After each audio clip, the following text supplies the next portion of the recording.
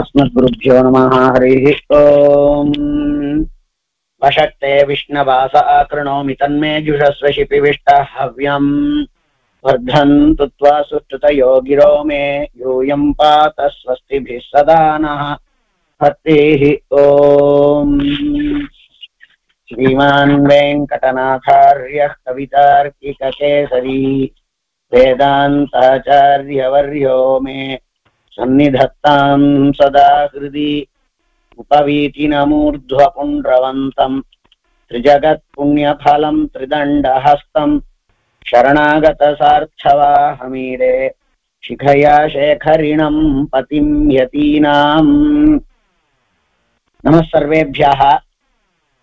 ஐத்திரேய பிராமணத்திலே இருக்கக்கூடிய கதைகள்ல இன்றைக்கு காலானுகுணமாய் ஒரு ஒரு கதையோ இல்ல ரெண்டு கதையோ நாம அனுபவிக்கலாம்.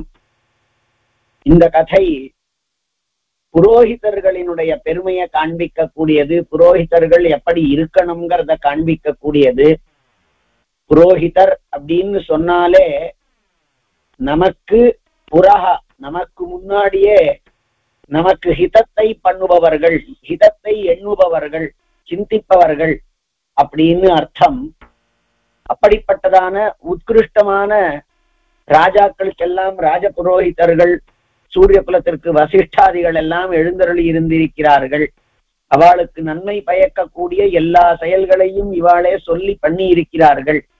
அப்படிங்கிறதாக சொல்லி அவர்களினுடையதான பெருமையை காண்பிக்க கூடியது இந்த ஐத்திரேய கதை. ஐத்திரேயத்துல கடைசியா ஐத்திரேய பிராமணத்தினுடைய கடைசியில, ரொம்ப கடைசியில அது ஐந்திராபிஷேகம்ங்கிறதாக ஒரு பிரகாரம் இருந்திருக்கு. ஐந்திராபிஷேகம்னா எப்படியானால் இந்திரனுக்கு புரோகிதர்கள் எல்லாம் சேர்ந்து அபிஷேகம் பண்ணாலோ அந்த மாதிரியாக ராஜாவிற்கு அவனுடையதான புரோகிதர்கள் அபிஷேகம் பண்ற வழக்கம், அவனை இந்திரனாக பாவித்து பண்ற வழக்கம். அப்படி பண்றவனுக்கு நிறைய பெருமைகள், அதற்கப்புறமா கீர்த்தி, அவனுடையதான பலம், சக்தி, ஞானம் எல்லாவற்றிலையும் அவன் அதுக்கப்புறமா சிறந்து விளங்குகின்றான். யாகாதிகளை பண்றான், சிறந்து விளங்குகின்றான். அப்படிங்கிறது மிகச்சிறந்த ராஜாவுக்கு அவனுடைய புரோகிதர்கள் எல்லாம் ஒரு சில பேரை தேர்ந்தெடுத்து அந்த ராஜா அவன் உத்கிருஷ்டனா இருக்கான்ங்கிற பொழுது அவனுக்கு அந்த ஐந்திராபிஷேகத்தை பண்றது, மகா கீர்த்திமானாக அவன் இருப்பான் அப்படின்னு. இதெல்லாம் ஒவ்வொரு பெயரா சொல்லியே ஐத்திரேயம் ஒவ்வொரு பெயராகவே சொல்லறது. பரீட்சித்தினுடைய குமாரன் ஜனமேஜயன், அந்த ஜனமேஜயனுக்கு துரர் அப்படிங்கிறவர் இத பண்ணார். அதற்கப்புறமா அவன் திக்விஜயம் செய்தான், அஸ்வமேதம் செய்தான், அதெல்லாம் பெரிய கீர்த்திமானாக ஆனான். இதெல்லாமே அந்த துரர் பண்ணி வைத்ததான அபிஷேகம் தான் அப்படின்னு சொல்லிட்டு இருந்தாளாம் லோகத்துல. அதே மாதிரி மனுவினுடையதான வம்சத்துல ஷர்யாத்தின்னு ஒரு மகாராஜா இருந்தான். அவனுக்கு சாட்சாத் ச்யவன மகர்ஷியே இந்த பட்டாபிஷேகத்தை பண்ணி வைத்தார். அந்த பட்டாபிஷேகத்தை பண்ணி வைத்தார். அதனால அவன் ரொம்பவும் கீர்த்திமானாக புகழ் பெற்று லோகத்துல இருந்தான் அப்படிங்கிறது. சதானீகன் அப்படிங்கிற இதெல்லாமே அந்த வேதத்திலேயே சொல்லக்கூடிய இந்த உதாரணங்களோட சொல்லறது. அதே மாதிரி சதானீகன்கிறவனுக்கு சோமசுஷ்மாங்கிறவர் பண்ணி வைத்தார். நிறைய ராஜாக்கள், இத்தனை ராஜாக்களுக்கு அவாவா பெயரை சொல்லி இவாள்லாம் பண்ணி வைத்திருக்கிறார்கள் அப்படிங்கிறத சொல்லி, இதற்கு மேல அங்கன்னு ஒருத்தன் இருந்தான். அவனுக்கு உதமையர் அப்படிங்கிறதான ஒரு ராஜா, ஒரு மகர்ஷி அந்த அங்க மகாராஜாவுக்கு பண்ணி வைத்தார். அதன் மேல அவன் நிறைய வெற்றிகளை பெற்றான். அந்த ஜெயஸ்ரீயோட கூட வந்து கொண்டிருந்த அவன் அஸ்வமேதாதிகளையும் பண்ணான். அஸ்வமேதாதிகளை பண்ணிட்டு அவனே சொல்றான், இதெல்லாம் இத்தனை ஜெயம் ஏற்பட்டதோ அல்லது அஸ்வமேதம் பண்றதுங்கிறதெல்லாம் ரொம்ப சிரமம்.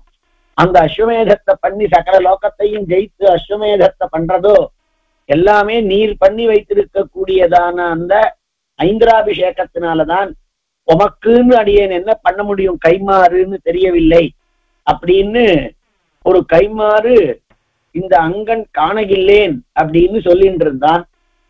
அப்போ அதுக்கான எல்லா பெரியவாள்லாம் உடனே நாம ஏதோ பண்ணிட்டோம், அவன் வந்து ஏதோ கிருத்தகிருத்தேனா உம்மாலதான் இருக்கேன்னு சொல்லிட்டு இருந்தா உடனே ஆஹா அப்படியா இதை பண்ணின்லாம் சொல்ல மாட்டா. இது என்ன பண்ணாரு, ஏதோ ஒரு காலம் வரும், அந்த கால விசேஷத்துல அவன்கிட்ட இருந்து உபகாரத்தை வாங்கிக்கிறது. அந்த மாதிரி இவரும் இந்த உதமையர் என்ன பண்ணார், அன்னைக்கு ஆனா பசேரின்னு சொல்லிட்டு ஏதாவது ஒரு யாகம் பண்றதே எனக்கு உபகாரம் பண்ணுன்னு சொன்னார். அதே மாதிரி அவருக்கு யாகம் பண்ண வேண்டிய ஒரு வேலை ஏற்பட்டது.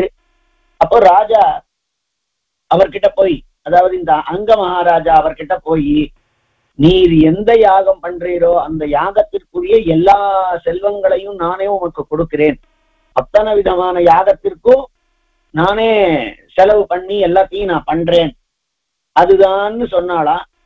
இப்படிப்பட்டதான ஒரு ஒரு கிருத்தகிருத்திய பாவம், நன்றி மறக்காத தன்மை எல்லாரும் இவனை கொண்டாடினாளா. அந்த யாகத்துல நிறைய தானம் பண்ணானா, நிறைய செல்வம் கொடுத்தானா. அத்தனையையும் இவன் வந்ததான பிராமணர்கள் எல்லாம் ஹிரண்யம், அதாவது தங்கமா வாங்கிட்டு போறா, பசுவா வாங்கிட்டு போறா, குதிரைகளா வாங்கிட்டு போறா, யானைகள் உட்பட வாங்கிட்டு போறா. ஒரு ராஜா ஒரு ஒரு பண்ற யாகத்தினுடைய எஜமானர் இவர் உதமையர். ஆனா அங்கனினுடைய செலவு எல்லாம் எல்லாரும் அப்படிப்பட்டதான பெண்கள், அப்படிப்பட்டதான பெருமை இதை பற்றி பேசிட்டு இருந்தாளாம். அதனால தானம் எப்படி பண்ணான்னு சொன்னான்னா, ஒண்ணா கொடுக்கறது போய் 100 கொடுத்து 1000 கொடுக்கறதா. எல்லாருக்கும் தானத்தை வாங்கிக்கிறவாளுக்கே சிரமமாயிடுதான். தேசிகனுடைய யாதவாபிதே ஸ்லோகம்லாம் நிறைய இருக்கு. சரமான் பரிய பூரையன் அர்ச்சின பிரதமே தஸ்ய சரமான் பரிய பூரையன்னு வாங்கிண்டு அந்த வாங்கிண்டவா பின்னாடி வந்தவாளும் பூர்த்தி பண்ணிட்டு போனாள் அப்படின்னு அந்த மாதிரி இருந்துதான். அப்படின்னா அவன் மகா தாத்தாவா இருக்கணும். அது எல்லா பெருமையும் இவருக்கு வந்து சேர்ந்தது. இது அவனுடையதான பெருமையையும் காண்பிக்கக்கூடியது அங்கனினுடைய பெருமை. இது ஒரு பக்கம். இப்படி ஒரு ராஜா, அவனுடைய புரோகிதர். அதுக்கு அப்படியே எதிர்த்தட்டுல ஒரு ராஜா, ஒரு புரோகிதர் பாருங்க. அது என்னன்னா அத்தியராத்தி அப்படின்னு வேதத்திலேயே இந்த அத்தியராத்திங்கிறதெல்லாம் எதிர்வேதாதிகள்ல கூட வருது. அதனால இந்த அத்தியராத்தின்னு ஒருத்தர் இருந்தார். சாத்தியஹவ்யர் அப்படிங்கிறதான மகர்ஷி. அவர் ஒரு ஒரு க்ஷத்ரியனுக்கு பண்ண வேண்டியதான இந்த அபிஷேகத்தை உபதேசம் பண்ணாராம் இவருக்கு. மந்திரங்களை எல்லாம் நாம சொன்னாலே அதுகளுக்கு பலன் உண்டுங்கிறதுக்கு இது ஒரு இடம். அந்த அத்தியராத்திக்கு இவர் மந்திரங்களை பண்ணாராம், மந்திரங்களை உபதேசம் பண்ணார் இந்த சாத்தியஹவ்யர். ஆனால் அந்த மந்திரத்தை ஒரு உபதேசம் பண்ணதுனாலேயே அந்த அத்தியராத்தி ரொம்ப விக்ஷாத்தமா ஆயிட்டார், ரொம்பவும் பெரியவராயிட்டார். ஐந்திராபிஷேகம் இல்லாம ஐந்திராபிஷேக பிரகாரத்தையும் ஐந்திராபிஷேகத்திற்குரியதான மந்திரங்களையும் இந்த சாத்தியஹவ்யர் சொல்லி, அதனால அத்தியராத்தி சிஷ்யத்துவம் ஏற்பட்டு அதனாலேயே அவர் விக்ஷாத்தரா ஆயிட்டாராம். என்ன ஆயிட்டாருன்னா எல்லா இடத்துக்கும் போக ஆரம்பிச்சார். அதாவது ராஜாக்கள் திக்விஜயம் பண்ற மாதிரி இவர் எல்லா இடத்துக்கும் போக ஆரம்பிச்சார். போனா அது வாதமோ இதமோ எதுவா இருந்தாலும் இவருடையதான கியாதி புகழ் எல்லாம் பரவ ஆரம்பிச்சுடுத்து. அதனால இது இத்தனையுமே இவருடையதான ஐந்திராபிஷேகத்தினுடையதான ஐந்திராபிஷேக மந்திரோபதேசத்தினுடையதான பலன் அப்படின்னு சொன்னா, இது இதனுடையதான பலன்தான்ங்கிறத ஊர் பேசுறது. சாத்தியஹவ்யர் ஆச்சாரியருக்கு தெரியறது. அத்தியராத்திக்கு மாத்திரம் அந்த ஒரு பிராமணர் அவர். அத்தியராத்திக்கு மாத்திரம் அந்த வெற்றி, களிப்பு, மிதப்பு இதெல்லாம் அவருக்கு ஒரு மாதிரி கர்வத்தை கொடுக்க ஆரம்பிச்சுடுத்து. அதனால சிஷ்யனை பார்த்து சாத்தியஹவ்யர் சொல்றார், இது எல்லாமே அந்த வித்யாவினுடைய பெருமைடாப்பா. உனக்கு அந்த வித்தியை நான் தான் உனக்கு கொடுத்துருக்கேன். இவ்வளவு செல்வத்தை நீ எடுத்துன்னு வந்திருக்கியே, அதுல கொஞ்சம் போறதை எனக்கு கொடு, அதுதான் உனக்கு நியாயமா இருக்கும் அப்படின்னு சொன்னாராம். உடனே அத்தியராத்தி சொன்னாராம், கொடுக்க கூடாதுங்கிறதான எண்ணம்லாம் இல்ல சுவாமி அடியனுக்கு. ஆனா என்னுடையதான இந்த திக்விஜயம் இன்னும் முடியல. நான் இன்னும் மொத்த தேசத்தையும் ஜெயித்துன்னா அங்க போய் வாதங்களாலேயோ இல்லாட்டி இவருடைய பிராமணன் அவரை கொண்டாடுறதோ அந்த மாதிரி நான் வந்து ஹிமாலய மலை வரைக்கும் போயிட்டு வரேன், அங்கேருந்து வரும் பொழுது இன்னும் நிறைய கிடைக்கும், அப்போ நானே ராஜாவாகிடுறேன், உம்மையே சேனாதிபதியா ஆக்கிடுறேன் அப்படின்னு சொன்னானா. இவரும் இத்தனை நாள் வரைக்கும் பொறுத்துட்டு இருந்தார். இவ்வளோ நாளா அவன் எல்லா தேசங்களுக்கும் போறான், எல்லா இடங்கள்லயும் போய் என்னமோ ஒரு அவன் பெயரை புகழ் பெறுகின்றான், அதுல இருந்து அவனுக்கு நிறைய செல்வம் வருது, அவனா கொண்டு வந்து கொடுப்பான்னு பார்த்தா கொடுக்கல. இனிமையாவது அவன் கிட்ட இருந்து அது கிடைக்க பெற வேண்டும் அப்படின்னு நினைச்சிட்டு இருந்தார். ஆனா இப்ப என்னடான்னாக்கா நானு இன்னும் ஹிமாலய மலையையே தாண்டி போய் அதை ஜெயிச்சுண்டு வரேன் அப்படின்னு சொன்னா இவருக்கு கோபம் வந்துடுத்தான். இது ஆச்சாரியன் என்ன நினைச்சார், சாத்தியகவ்யர் இவன் நம்ம மாத்திரம் அபமானம் படுத்தல, அந்த வித்யையையும் அபமானப்படுத்தின. ஏன்னா அந்த வித்யா மகாத்மியம் தான் நமக்கு இது வந்திருக்குன்னு தெரியாமல் இருக்கான், ஆச்சாரியனுடையதான அபமானம் மாத்திரம் இல்லை அப்படின்னு அவருக்கு கோபம் வந்துதான், வருத்தம் வந்துதான். அதனால இவருக்கு என்ன பண்ணிட்டார், ஒரு ஆச்சாரியனை துந்தீர் கொள்வதுங்கிறதாக என்னென்னவோ பண்ண வேண்டி இருக்க, இவன் அந்த ஆச்சாரியனையும் பெருசா மதிக்கல, அந்த வித்யா பலம் தான் இதுங்கிறதையும் தெரிந்து கொள்ளாமல் அல்லது தெரிஞ்சுட்டும் அதை வெளிப்படுத்தாமல் இருக்காங்கிறதுனால இவர் அவனுக்கு ஹிமாலய மலைக்கு போய் ஜெயித்து இவன் எப்படி கொடுக்க முடியும் அப்படிங்கிற காரணத்தினால இவன் நிச்சயமா ஏமாத்தணும்னு நினைச்சிட்டு இருக்கான்னு அவர் மனசுல பட்டு கொடுத்தான். ஆச்சாரியன் மனசுல, ஆச்சாரியனுக்கு ஒரு மாதிரி மனசுல கிளேஷம் வந்துடுத்து அப்படின்னா அந்த வித்தியை பலிக்கவே பலிக்காத அந்த சிஷ்யனுக்கு. அந்த மாதிரி அதனாலதான் ஆச்சாரியனுக்கு கொஞ்சம் கூட முகம் சுளிக்காத மாதிரி நடந்து கொள்ள வேண்டும். வித்தியையே இல்லாம ஆச்சாரியன் சந்தோஷப்பட்டான்னா கூட உனக்கு இதெல்லாம் வரக்கடவுதுன்னு வெறும் அனுகிரகம் பண்ணிட்டான்னா வந்துடும். அப்ப எல்லாமே அவனுடைய அனுகிரகத்தினாலதான், அவனுடையதான திருவுள்ளம் உகக்கிற மாதிரி நடந்துக்கிறதுனாலதான். இப்போ ஆச்சாரியனுக்கு மனசுல கிளேஷம் ஏற்பட்ட காரணத்தினால உனக்கு இந்த வித்தியைகள் பலனளிக்காமல் போக கடவுதுன்னு அவர் அனுகிரகம் அப்படின்னு அவர் வந்து சாபம் மாதிரி கொடுத்துட்டார். அதுல இருந்து அவனுக்கு எங்கேயும் திக்விஜயம் பண்றதாக போக முடியல, எந்த விதமான செல்வமும் இருக்கிறது இல்ல. அது மாத்திரம் இல்ல, வித்தியை போனதுனால இருந்த செல்வமும் போயிடுது அவனுக்கு. அப்போ ஒரு ராஜா அங்கன் எல்லாத்தையும் எடுத்துட்டு வந்து அந்த ஆச்சாரியனாக இருக்கக்கூடியதான உதமையருக்கு எல்லாத்தையும் கொடுத்து ஒம்மாலதான்னு சொல்லிட்டு இருந்ததான ஒரு க்ஷத்ரிய ராஜாவும், ஆனால் சாத்தியகவ்யருங்கிறதான ரிஷியிடம் இருந்து எல்லா வித்தியைகளையும் பெற்று, ஆனால் அதற்கு காரணம் இந்த ஆச்சாரியன் தான், இந்த வித்தியை தான்ங்கிறத புரிந்து கொள்ளாமல் இருந்த அத்தியராத்திங்கிறதான பிராமணனும். ஆக இந்த ரெண்டு கதை, ஒரு பக்கம் ஆச்சாரியனுடைய பெருமையையும் வித்யாவினுடைய பெருமையையும் போற்றி கொண்டாடக்கூடியதான ஒரு க்ஷத்ரியன், அந்த பலன்களை பெற்றும் கூட அதை பெருசா கணிசியாமல் போயிருந்ததான ஒரு பிராமணன். இதுல இருந்து நாம அவசியமாக தெரிந்து கொள்ள வேண்டியதான விஷயம் என்னன்னால், ஒரு ஆச்சாரியன் பண்ணக்கூடியதான உபகாரம் அவன் இவனுக்கு இது கிடைக்கணும்னு நினைச்சான்னா கிடைத்து விடும், இது கிடைக்காமல் போகட்டும்னு ஒண்ணு நினைச்சான்னா அதுவும் ஆகிவிடும் அப்படிங்கிறத இந்த கதை காண்பிக்கிறது. இது ஐத்திரேயத்துல இருக்கக்கூடியதான கதை. அதே மாதிரியே இன்னும் ஒரு சின்ன ஒரு கதை நாம வியாக்கரணம்னு படிக்கிறோம். வியாக்கரணம் அப்படின்னு சொன்னா பதசாஸ்திரம்னு பெயர். ஒரு பதம், சம்ஸ்கிருதத்துல ஒரு பதம் எப்படி உருவாகின்றது, அந்த பதம் வரணுமானால் எந்த தாத்துவிலிருந்து எந்த பிரத்யத்தை வைக்கிறதுனால எந்த மாதிரி ஏற்படுகின்றது, ஏக சப்த சம்யக் ஞாத சுஷ்டு பிரயுக்த ஸ்வர்கே லோகே காமதுக் பவதின்னு இருக்கு. ஒரு சப்தம், அந்த சப்தத்தை நன்னா தெரிஞ்சுண்டு, ஏக சப்தா சம்யக்கு ஞாதா நன்னா தெரிஞ்சுண்டு, சுஷ்டு பிரயுக்தா இந்த இடத்துக்கு இந்த சப்தம் சேரும் அப்படிங்கிறத தெரிஞ்சுண்டு அத மாதிரி உபயோகப்படுத்தினால் ஸ்வர்கே லோகே காமதுக் பவதி, இங்கேயும் வேண்டிய பலன்களை கொடுக்கும், ஆமுஷ்மிகமான பலன்களையும் கூட அது கொடுக்கும். ஸ்வர்கலோகத்திலையும் இங்கேயும் கூட எல்லா விதமான நல்ல பலன்களையும் கொடுக்கும்.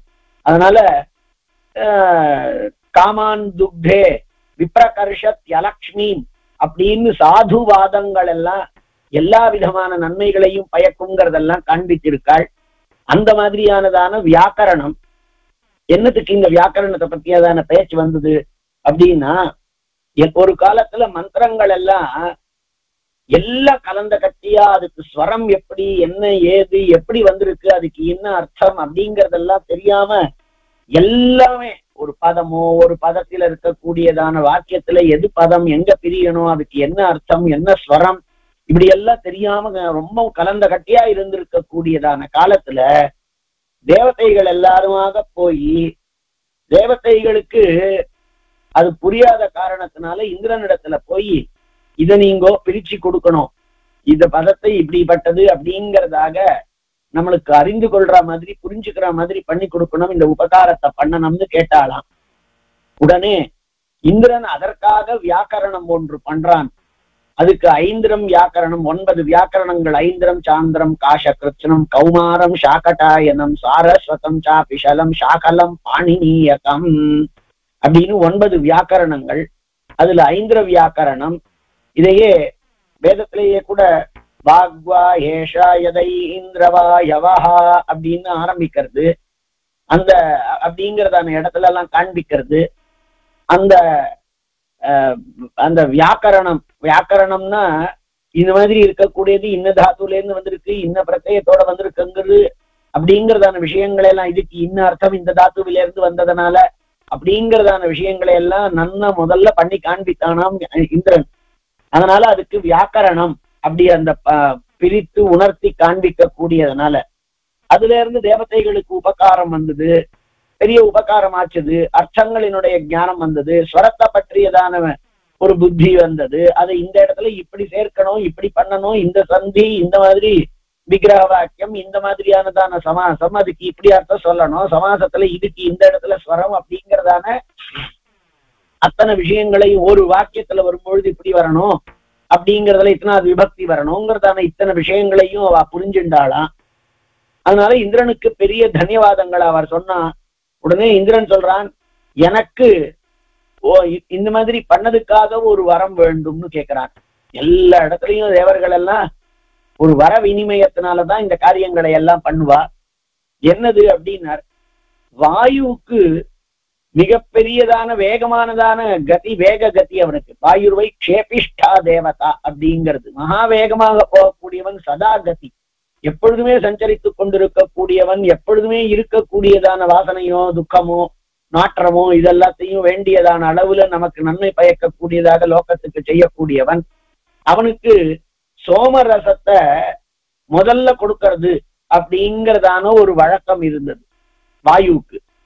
இந்திரனுக்கு அதன் பேர்ல ஒரு கண் இருந்தது. எப்படியாவது நாமும் அதை பெற்றுடணும், முதல்ல அந்த அருகத்தை, அந்த பெருமையை நாம பெற வேண்டும் அப்படின்னு இருந்தது.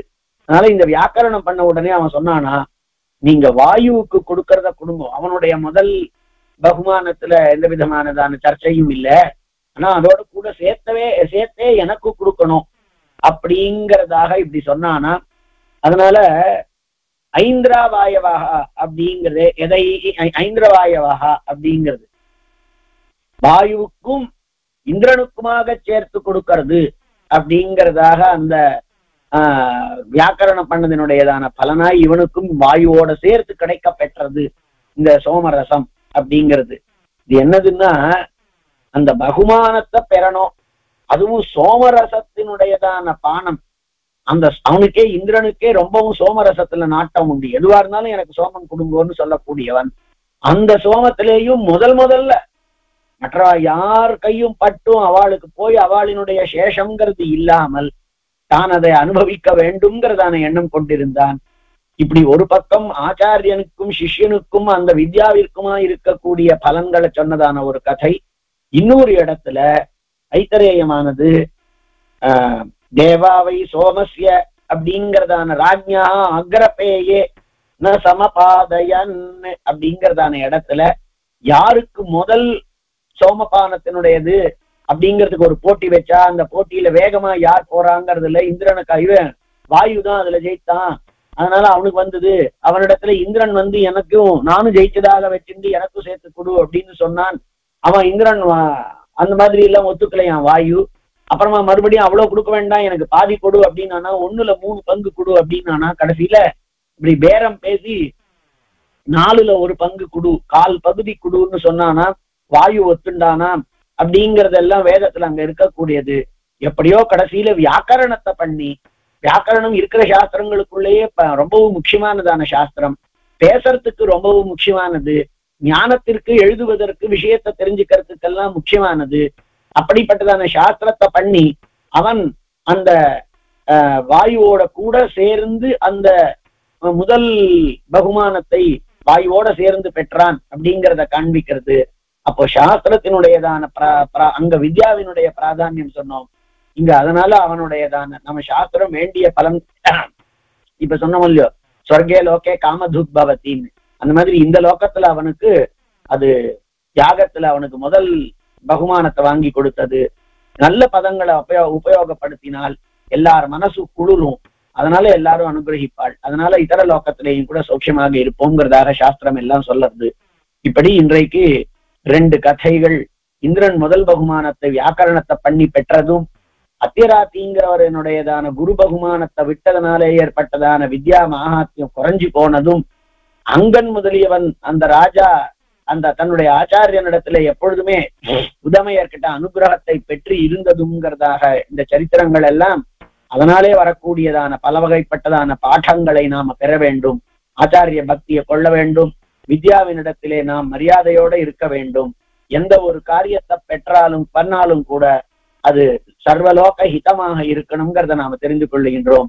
மேல ஒரு கதையை பெருமாள் அனுகிரகத்துல நாளைக்கு சேவிக்கலாம்ங்கிறதாக சொல்லி இதை நிறுத்திக் கொள்ளுகிறேன். கவிதார்க்கிக சிம்ஹாய கல்யாண குணசாலினே ஸ்ரீமதே வெங்கடேஷாய வேதாந்த குரவே நமஹ.